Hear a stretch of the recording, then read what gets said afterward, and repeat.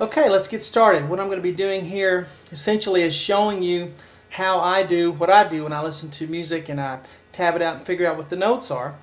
And it's playing by ear, and it helps to have some musical talent to begin with, but you can really train your ear and learn how to listen to music to figure out what the notes are of your favorite songs. It just takes for some practice, and you just have to do it a lot until you get used to it.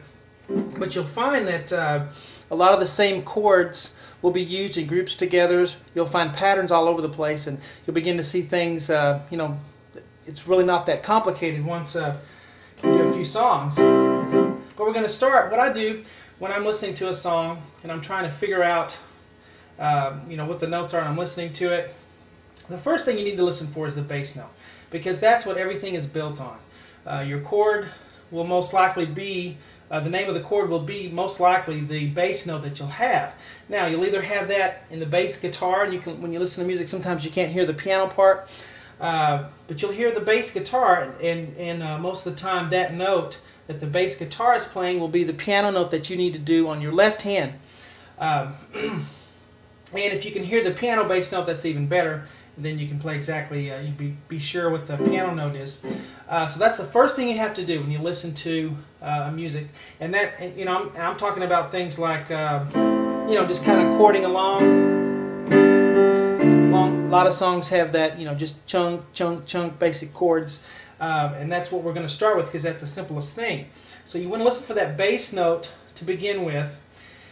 And then after you get that, and I'm going to show you how to do all this. I just want to go through first, and then we'll actually, try this out on some songs. But the second thing you want to do is listen to the top note, which is the highest note in the chord, or the pinky note in the right hand. Because most chords are just 3-note chords. You can have 4-note chords and more than that, but 99% of the time it's going to be a 3-note chord that you're going to be playing with your right hand. And you want to listen to the top note. Don't try to figure out what the chord is first. Listen for that top note, whatever it is, and it will come out. You'll be able to hear that. That'll be the most prevalent note, because our ear will automatically kind of go to the soprano note, the top note, automatically. And then after you have that, you'll have the bass note, the lowest note, and you'll have the highest note. And then what you want to do after that is fill in the middle. Now, most of the time when you're playing, kind of chord stuff and singing along, the left hand will be in an octave, which means you'll have, if you figure out that the first note is a G, the bass note is a G, and most likely it's going to have, a thumb G too. It'll be an octave, or it might have a fifth in the middle. And all a fifth is if you go up 1, 2, 3, 4, 5, and you put that D in the middle, you have the fifth there. Most often your left hand's going to be doing some sort of pattern with that octave and a fifth. So that's how you fill in the middle there. So you have the outermost notes. Let's say we figured out the top note was a G in the right hand. Okay, and we figured out probably the bass note that we hear is the name of the chord, a G chord. We put our fifth in the middle. Then we fill in the right hand. So we already have one note. All we need is 2 more. Okay? So, and there's lots of, things we could do. We could do it, if we're just doing, you kind of have to, poke around and find the right sound. But you fill in the middle just by listening, and a lot of it's just, playing the music and then stopping it, and then going to your piano and say, oh, that sounds right, that's what it is. And that's really what you have to do. You have to just get down there to the ground roots and start that way. So right hand is usually a 3-note chord, and we'll get into that, whether it's a major, a minor, augmented or diminished, and so forth. And then the fourth thing we're going to do is tab it out. And remember, I'm going to go all through this all again step by step with examples, and we can actually put this to work. But the next thing you want to do is tab it out. And when you tab it out, what I mean, we're just going to do what I do on the board. Put a line across, and everything on the bottom is left hand, everything on the top is right hand. And you want to take one beat at a time. Don't, just do, try to do too much at one time, 2 or 3 measures. Just take one beat. Just that very first chord, and get that chord nailed, and then you can go on and, after that. So take one thing at a time. There's 2 ways you can do it.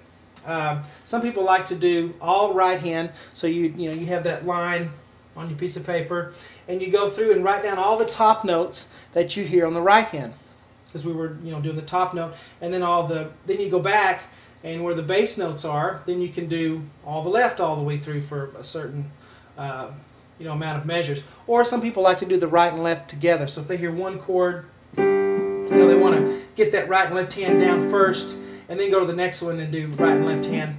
So you can do it either way there. And again, this is just the first video. In the next videos in this series, I'll actually go through and show you and have examples of how to listen and how to figure this stuff out. But and the fifth thing is people have a lot of trouble with rhythms a lot of times because they try to count, do the counting, because we've had traditional music piano lessons, which is great. But in the end, rhythms are just felt. We just feel a rhythm, we hear it, and we do it. And we just play it by feel when it comes down to it. So you want to really listen to the rhythm on the song that you're trying to transcribe. Really listen to it, and then after you really get that in your ear, then you try to feel it yourself instead of trying to count out the beats and stuff. I know that sounds kind of abstract, but when we go through it in the other series that will follow, I'll show you how to do it in different styles. One way will be chord playing, another will be kind of an arpeggiated style like Elton John does. So we'll do lots of good stuff like that. So this is the first video. Make sure you copy this down and have it, because I really do use this whenever I'm trying to figure out a song, whether it's really easy or really difficult. I have those 5 steps there. So this is video 1, and copy this down, then you can do video 2.